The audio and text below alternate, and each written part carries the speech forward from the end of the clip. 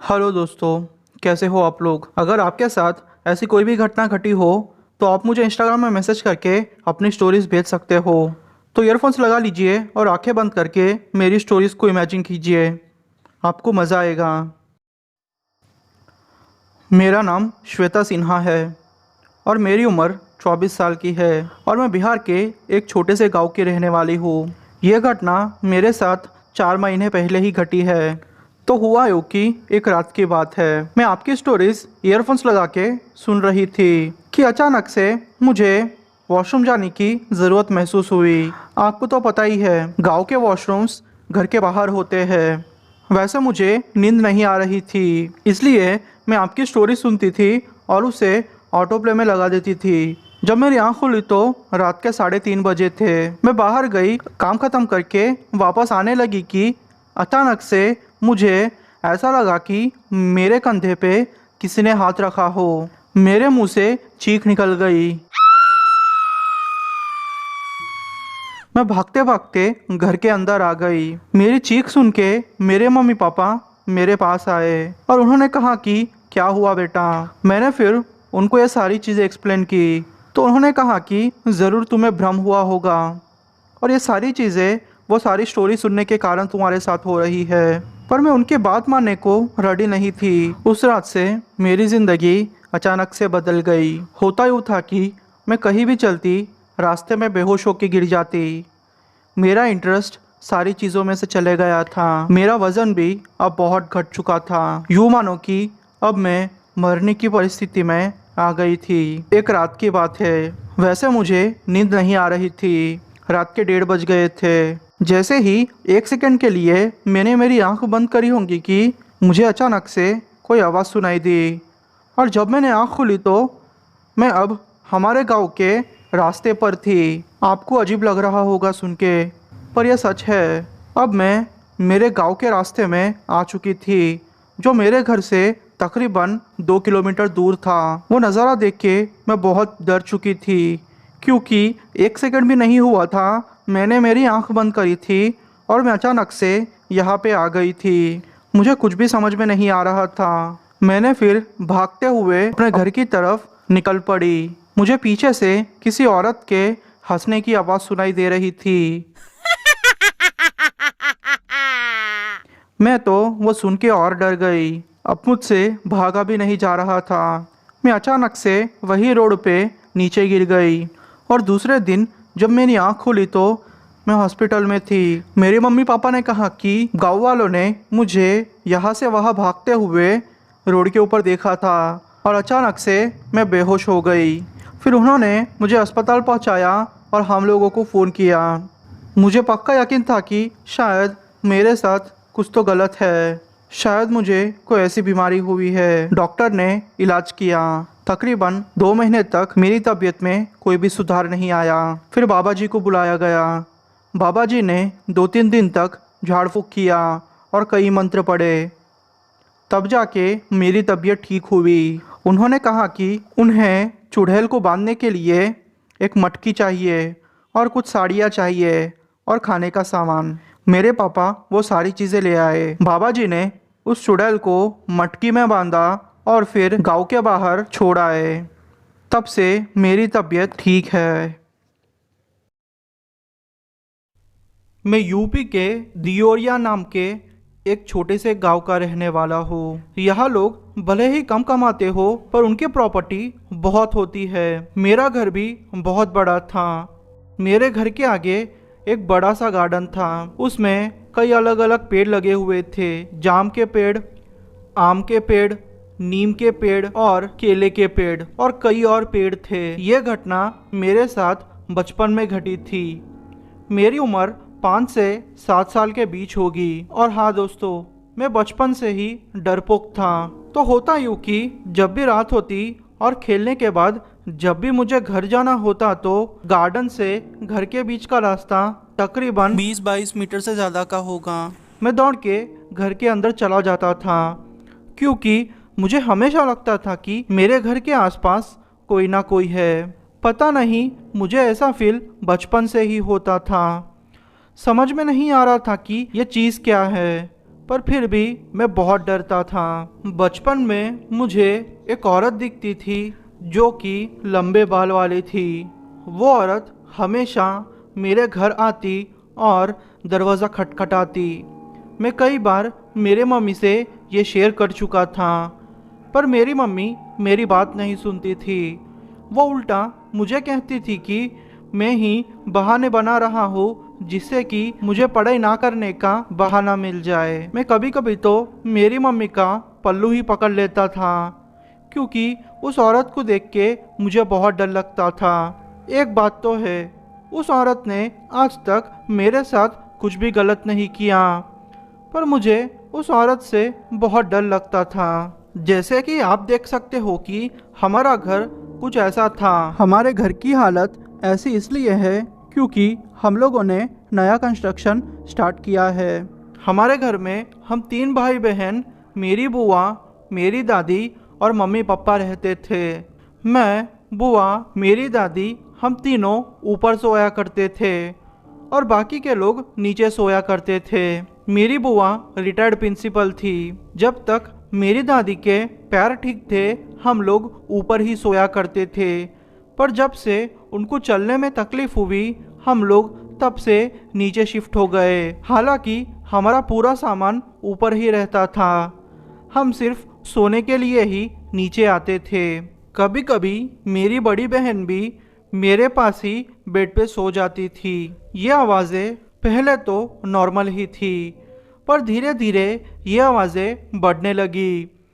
शायद घर वालों को भी पता था कि ये आवाज़ें कौन कर रहा है, पर वो हम ना डर जाए इसके डर से कुछ नहीं कहते थे। हम लोगों को तो कभी कभी लगता कि हमारे बेड के आसपास भी कोई घूम रहा है। कभी कभी ऊपर के घर से ऐसी आवाज़ें आती थी कि जिस पर भरोसा करना भी मुमकिन नहीं था, क्योंकि कभी कभी अलमारी को खोलने की और किसी लकड़ी के चीज पे नाखून मारने की आवाज आती थी। पर जब भी हम लोग ऊपर जाके देखते तो सब कुछ नॉर्मल होता। एक बार तो हद ही हो गई, वो आवाजों से मैं बहुत डर गया और चिल्लाने लगा।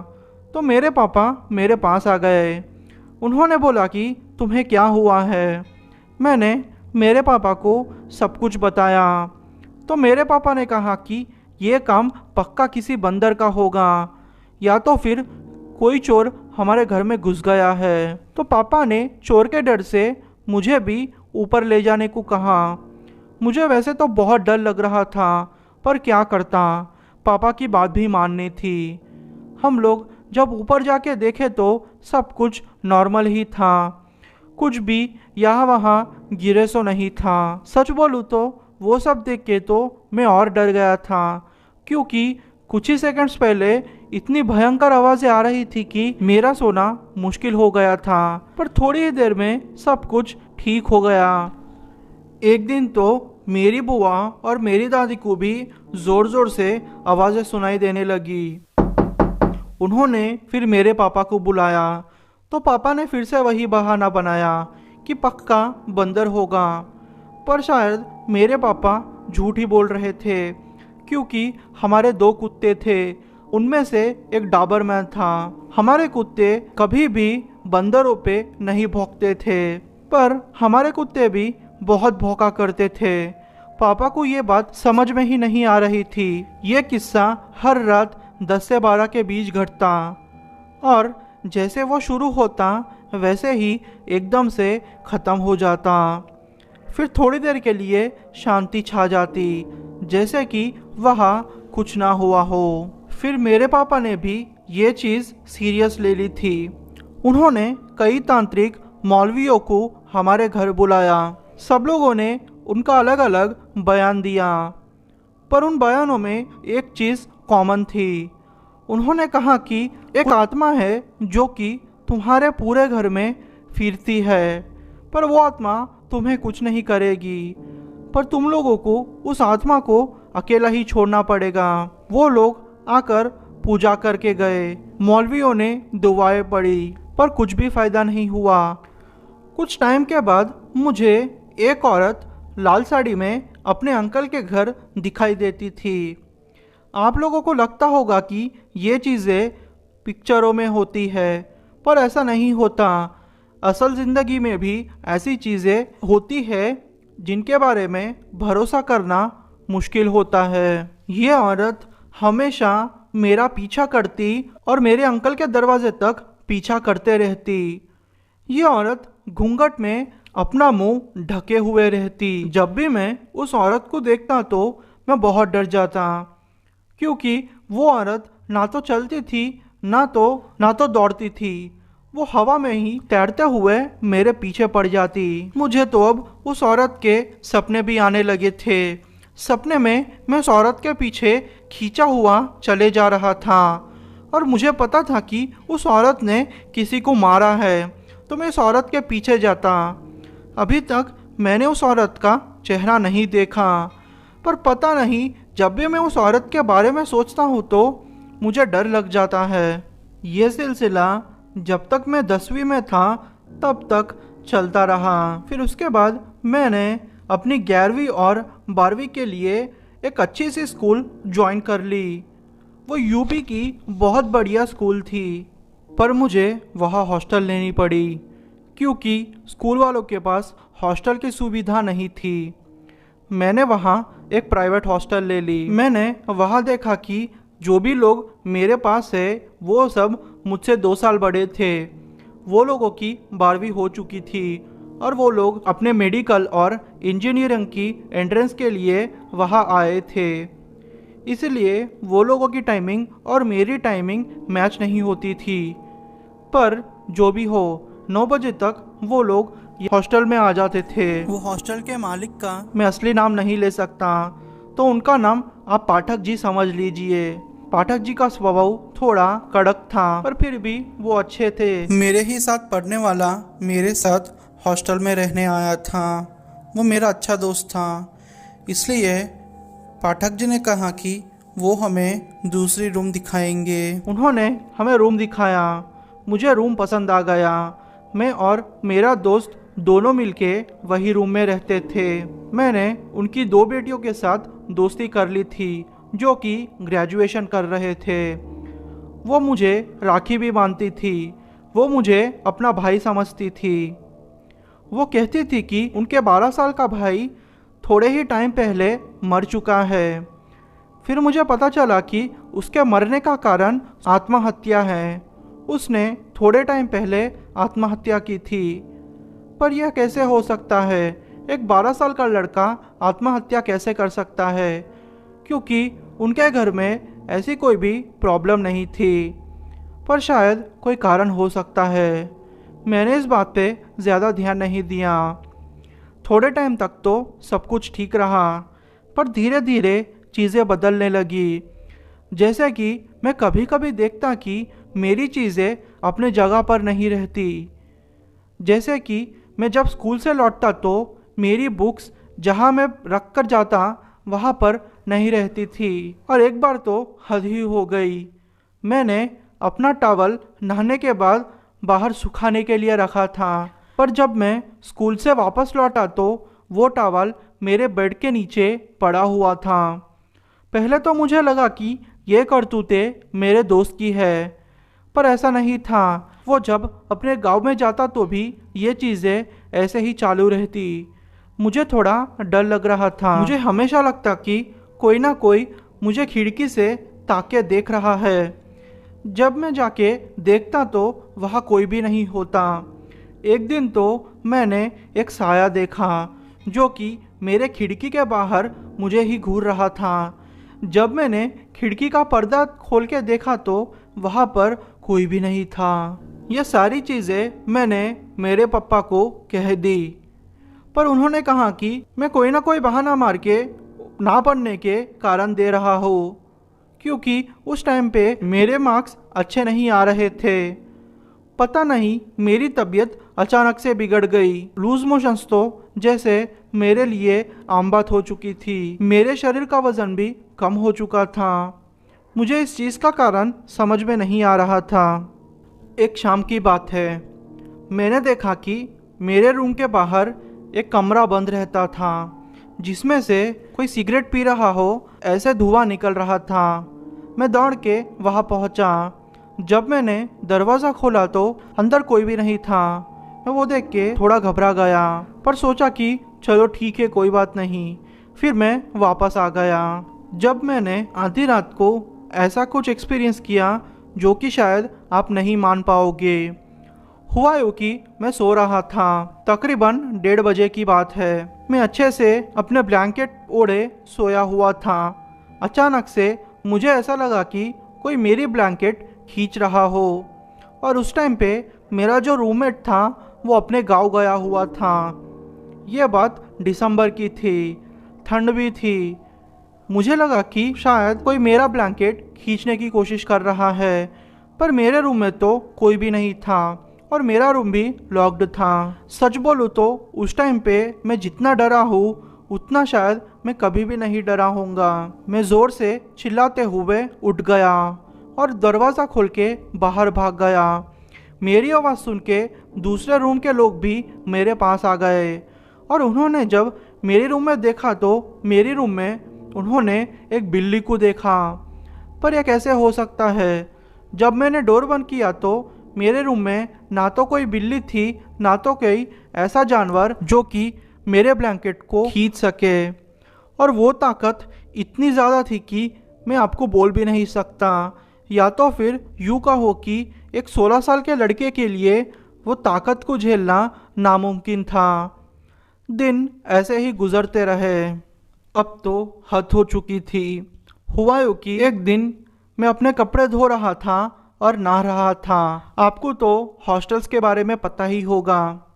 दोपहर का समय था, तकरीबन 2 बज रहे थे। तो मैंने सोचा कि यही अच्छा टाइम है कि मैं अपने कपड़े धो लूँ और अच्छा सा 15-20 मिनट तक नहाने बैठ जाऊँ, क्योंकि उस टाइम पे हॉस्टल में कोई भी नहीं रहता था। मैं अच्छे से नहा सकता था। तो हुआ यूँ कि मैं अपने कपड़े धो रहा था। अचानक से किसी ने बाहर से लाइट बंद कर दी। आपको तो पता ही होगा, ज़्यादातर हॉस्टल्स में बाथरूम के बाहर ही लाइटें होती है। तो मुझे लगा कि शायद कोई हॉस्टल में आ गया है। तो मैंने ज़ोर से चिल्ला के कहा, लाइट चालू करो यार, कौन है वहाँ? तो तुरंत ही लाइट चालू हो गई, पर तकरीबन 5 मिनट में ही वो लाइटें फिर से बंद हो गई। मुझे अब गुस्सा आ रहा था, तो मैंने ज़ोर से बोला, कौन है? और मैं बाहर निकल गया। पर जब मैंने बाहर देखा तो कोई भी नहीं था, और मैं पीछे मुड़ के अपने बाथरूम में ही आ रहा था कि अचानक से मैंने एक साये को देखा। सच बोलूँ तो मैं बहुत डर चुका था। मेरे बालों को पकड़ के मुझे एक थप्पड़ मार दी। यह बात वाले सुनने में आपको डरावनी ना लगे, पर मैं वो अनुभव करके डर चुका था। मेरे डर की कोई सीमा नहीं थी। मैं नीचे गिर गया था। अब मैं वहाँ एक पल भी नहीं रहना चाहता था। मैं टॉवल में ही ऊपर आ गया और 2 घंटों तक वहीं बैठा रहा।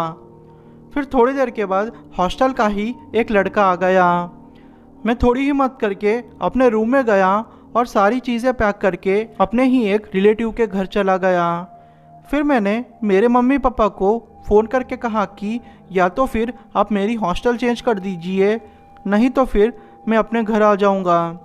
तो मेरी मम्मी ने कहा कि तुम चिंता मत करो। फिर वो मुझे हॉस्टल ले गई और कहा कि तुम अपने स्कूल जाओ, तब तक मैं देखती हूँ कि यहाँ चीज़ें क्या है।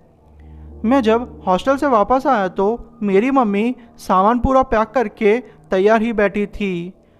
6 महीनों के बाद मुझे पता चला कि मेरी मम्मी ने भी वो साया देखा है, और वो साया अच्छा नहीं था, वो एक बुरा साया था। पर अब क्या करते, कोई भी फ़ायदा नहीं था, क्योंकि जितना भी नुकसान चाहिए था वो अब हो चुका था। मुझे जॉन्डिस हो गया था। महीनों तक मैं बेड पे ही पड़ा रहा, और बोर्ड एग्ज़ाम्स के बारे में तो आप भूल ही जाइए। इन सब घटनाओं से मैंने एक सीख तो सीख ली, हमें कभी भी इन चीज़ों से खेलना नहीं चाहिए, और ना तो इन चीज़ों का मजाक उड़ाना चाहिए। अब मैं इन चीज़ों से नहीं डरता। मेरी शादी हो चुकी है, मैं और मेरी पत्नी खुश रहते हैं, सब कुछ अब नॉर्मल हो चुका है। अब मेरे पापा को जज मत कीजिएगा, क्योंकि मैं उस टाइम पे बहुत ही ज़िद्दी और मस्तीखोर लड़का था। अक्सर हमारे पड़ोसी मेरी कंप्लेंट लेके मेरे मम्मी पापा के पास आते, इसलिए वो कभी कभी मेरी बातों पे भरोसा नहीं करते थे। पर मेरे पापा अब मेरे बेस्ट फ्रेंड बन चुके हैं। हम लोग अब अच्छे से रह रहे हैं।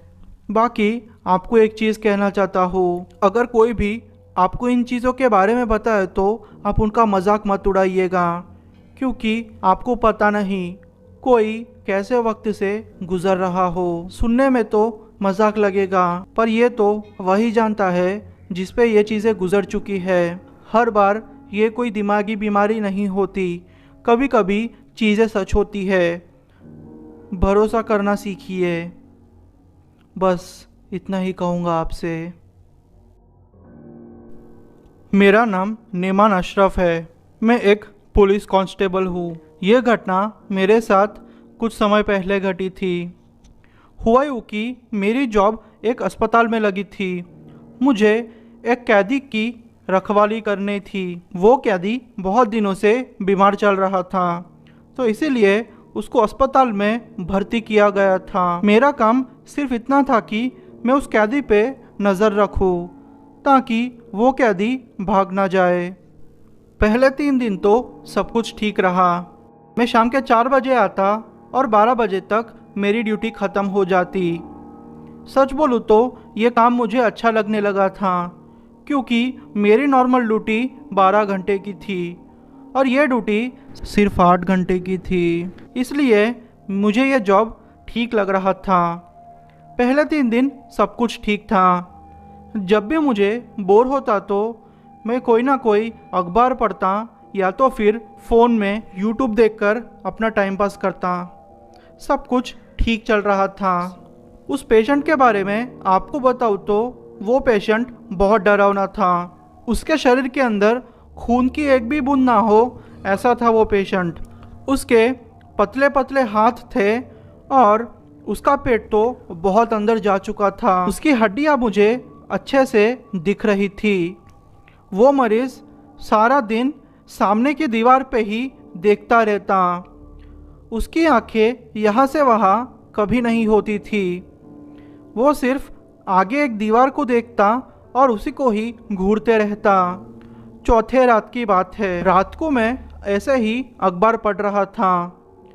वो कैदी अभी भी सामने वाली दीवार को देख रहा था। मेरी और उसकी दूरी 3 फीट की थी। मैं एक बेंच पे बैठ के उस कैदी पे नज़र रख रहा था। अचानक से उस कैदी ने, सच बोलूँ तो वो आंखें मैं अभी भी नहीं भूल सकता। मुझे सारे लोगों पे दया आ जाती थी, पर इस कैदी पे मुझे दया नहीं आ रही थी। सच बोलूँ तो वो मरीज कम बहुत ज़्यादा लग रहा था। वो मुझे ही ऐसे घूर रहा था। तकरीबन 2-3 मिनट तक ऐसे ही घूरने के बाद मैंने मेरी पलकें झपकाई। मैं अब डर रहा था। मुझे डर लग रहा था कि ये कहीं उठे ना, कुछ कर देना, क्योंकि उस टाइम पे मेरी नई नई जॉब लगी थी। मैं 12 बजने का इंतज़ार कर रहा था, क्योंकि जैसे ही 12 बजते दूसरी शिफ्ट के लिए मेरी जगह दूसरा एक पुलिस वाला आ जाता था, जो कि इस पे नज़र रखता था। वैसे 12 बज चुके थे, फिर भी उस पुलिस वाले का कोई भी ठिकाना नहीं था। मैं ऊपर वाले से यही प्रे कर रहा था कि सब कुछ ठीक हो जाए और वो आ जाए जल्दी। तकरीबन 12:10 को वो पुलिस वाला आ गया। मैंने ऊपर वाले का शुक्रिया अदा किया और उस पुलिस वाले को रजिस्टर थमा के मैं अपने घर की तरफ निकल गया। हमारा घर कुछ ऐसा है कि तकरीबन 10-15 मिनट तक मुझे चल के जाना पड़ता था। ऑटो वाले ने मुझे रोड पे छोड़ा। आप लोग इस तस्वीर में देख सकते हो कि मेरी गली कैसी है। पूरी गली एकदम से सुनसान होती है, क्योंकि मैं तकरीबन 1:30 बजे तक अपने घर तक पहुंचा था। वो गली एकदम से डरावनी हो गई थी। मेरे हमेशा की आदत थी, मैं हमेशा ही रात को देरी से आता था, क्योंकि आपको तो पता ही है पुलिस वालों का काम कैसा होता है। मैंने फिर अच्छे से देखा तो मुझे कोई आदमी खड़ा हुआ दिखाई दिया। हमारे गली वाले एकदम कंजूस थे। वो कभी भी अपने घर के बाहर एक भी बल्ब जला के नहीं रखते थे। मेरी माँ मेरे लिए बल्ब जला के रखती थी, क्योंकि मेरी माँ को पता था कि मैं हमेशा से ही लेट आता हूँ, तो कभी कभी मेरे लिए जागती भी थी। मैंने फिर थोड़े कदम ही आगे बढ़ाए होंगे कि मैंने एक आदमी को देखा। शायद उसकी उम्र 40-50 साल के बीच की होगी। वो एक साइड से झुक के चल रहा था। कोई दूसरी गली का होगा, इसमें डरने की क्या बात है। मैं फिर थोड़ा कदम आगे बढ़ने लगा और सोचने लगा कि थोड़े कदम आगे चल जाऊंगा तो मैं इसको क्रॉस कर लूँगा।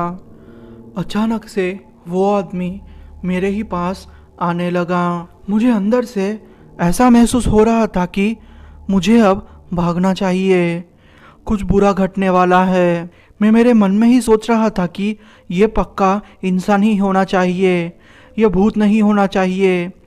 वैसे मैं थोड़ा डरता भी था, क्योंकि मेरी ज़िंदगी में मैंने भूतों के बारे में बहुत सुना था। आप भी इमेजिन कर सकते हो कि एक भूत को इमेजिन करना और एक भूत को अपने सामने देखना, इन दो चीज़ों में बहुत फ़र्क होता है। मैं पूरी गली में सिर्फ अकेला था। मैं ऐसे ही चलते जा रहा था।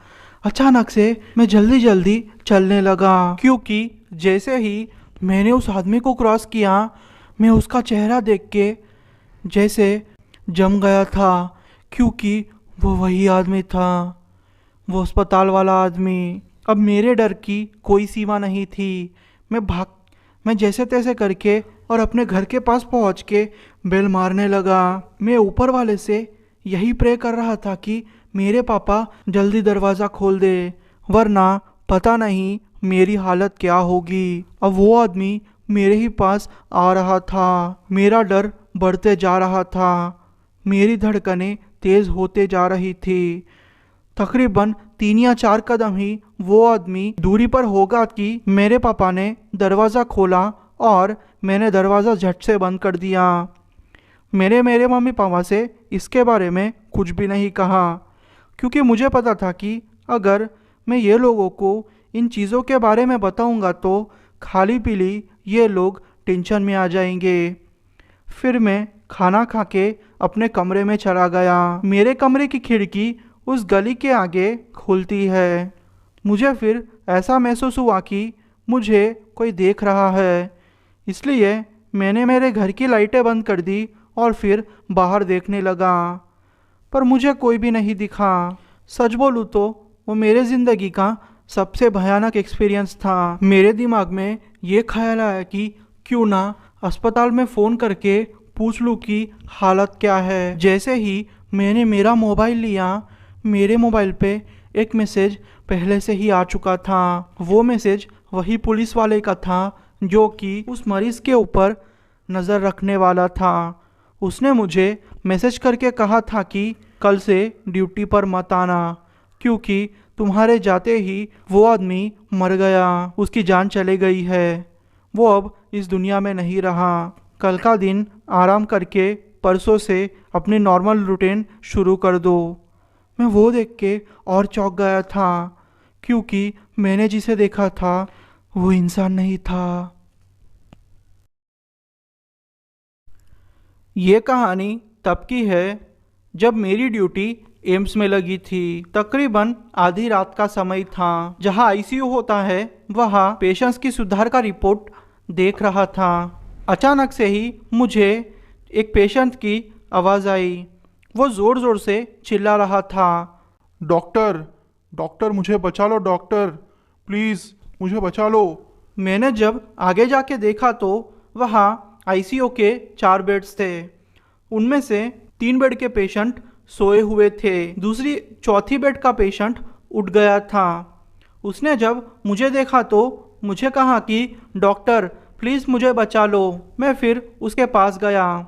उसने मेरे हाथ पकड़ लिए और कहा कि डॉक्टर मेरी जान को खतरा है, वो लोग मुझे ले जाएंगे, प्लीज़ मुझे बचा लो। मैंने कहा कि तुम किसकी बात कर रहे हो, यहाँ तो कोई भी नहीं है। पता नहीं वो चुप हो गया। वो पेशेंट को ब्लड कैंसर था और कोई भी चांस नहीं था कि वो बच भी पाएगा। वो फिर से चिल्लाने लगा। उसने मेरे हाथ जोर से पकड़ लिए और कहा कि प्लीज़ डॉक्टर, मुझे अकेला मत छोड़ो। वो लोग आ गए हैं। उनमें से 2 लड़के और 2 लड़कियां हैं। उन्होंने कोई भी कपड़े नहीं पहने और मेरे सामने आके पी रहे हैं। डॉक्टर, मैंने फिर आसपास देखा तो मुझे कोई भी नहीं दिखा। फिर उसने अचानक से कहा कि डॉक्टर, हिलना मत, वो तुम्हारे पास ही खड़े हैं। डॉक्टर, हिलना मत। वो ऐसे ही बड़बड़ा रहा था। मैंने सोचा कि शायद इसे भ्रम हो रहा है। तभी नर्स आ गई। उसने फिर पेशेंट को संभाल लिया। मैंने फिर वहाँ जाके खिड़की को बंद कर दिया और लॉक कर दिया और नर्स से कहा कि चाहे कुछ भी हो जाए तुम इस खिड़की को मत खोलना, और उस पेशेंट को बोल के चला गया कि अब चिंता करने की कोई ज़रूरत नहीं, खिड़की बंद है। फिर वो पेशेंट सो गया। अचानक से ही थोड़ी देर के बाद नर्स ने मुझे बुलाया और कहा कि पेशेंट को खून की उल्टियाँ हो रही है। जाहिर है उसे ब्लड कैंसर था, तो खून की उल्टियाँ आना कॉमन बात थी। फिर मैंने उस पेशेंट को सीपीआर देने की कोशिश की, पर कोई फ़ायदा नहीं हुआ। वो पेशेंट मर चुका था। और जब मैंने खिड़की देखी तो खिड़की खुली थी। ये घटना मेरे साथ तब घटी जब मैं इंजीनियरिंग पढ़ रहा था। तो हुआ यूँ कि कभी कभी जब छुट्टियां होती है तो मैं अपने घर जाता हूँ। बात करें मेरे घर की तो मेरा घर बहुत बड़ा है। तो जब भी मैं घर जाता तो मैं ऊपर वाले कमरे में सोता, जिसमें कि एक बालकनी है जो दरवाज़ा खोलने पर खुलती है। हमारे घर के पास ही एक छोटा घर है और उसके पास एक बड़ा सा हॉस्पिटल है। उस टाइम पे इंटरनेट सभी को नहीं मिलता था। मेरे लैपटॉप में बहुत सारी हॉलीवुड मूवीज़ भरी रहती थी। आपको तो पता ही है, जो भी हॉस्टल में रहता है वो लोग देर से सोते हैं, तो मुझे भी देर से सोने की आदत हो गई थी। मैं फिर मूवी देखने लगा। तकरीबन रात के 2 बजे मेरी मूवी ख़त्म हो गई। मैंने सोचा कि कोई बात नहीं, दूसरी मूवी स्टार्ट करके थोड़ा देख के सो जाऊंगा। जैसे ही मैं दूसरी मूवी स्टार्ट करने गया, मुझे एक छोटे बच्चे की रोने की आवाज़ आई।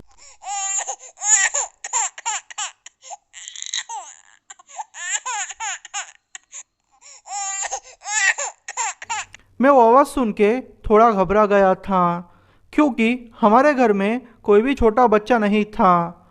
सब लोग बड़े ही लोग थे। मैंने सोचा कि मुझे भ्रम हो रहा है, इसलिए ज़्यादा सोचे बिना ही मैंने दूसरे रूम का दरवाज़ा खोल दिया जहाँ से वो आवाज़ आ रही थी, पर वहाँ कोई भी नहीं थी। और हाँ दोस्तों, और एक बात है, रात होते ही मुझे मेरे रूम में अंधेरा ही करना पसंद था। मुझे उजाला पसंद नहीं रहता था, इसलिए मैंने सारी लाइटें बंद की हुई थी और सिर्फ मेरे लैपटॉप की ही लाइट वहाँ थी। सब कुछ एकदम से शांत हो गया। वो शांति नॉर्मल नहीं थी, जैसे कि कुछ अनहोनी होने वाली हो, ऐसी शांति मुझे महसूस हो रही थी।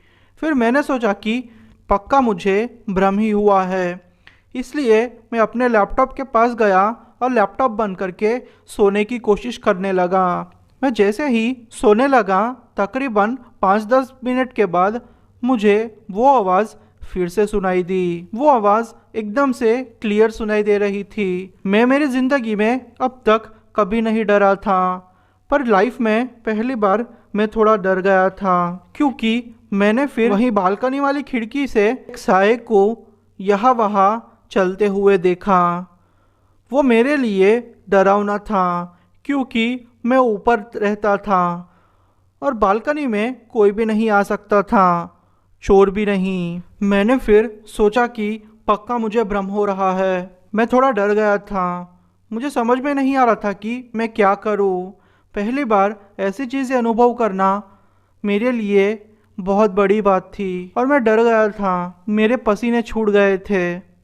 मैंने जैसे तैसे करके पूरे घर की लाइटें चालू करने की कोशिश की, पर लाइटें चालू ही नहीं हो रही थी। शायद लाइट नहीं थी।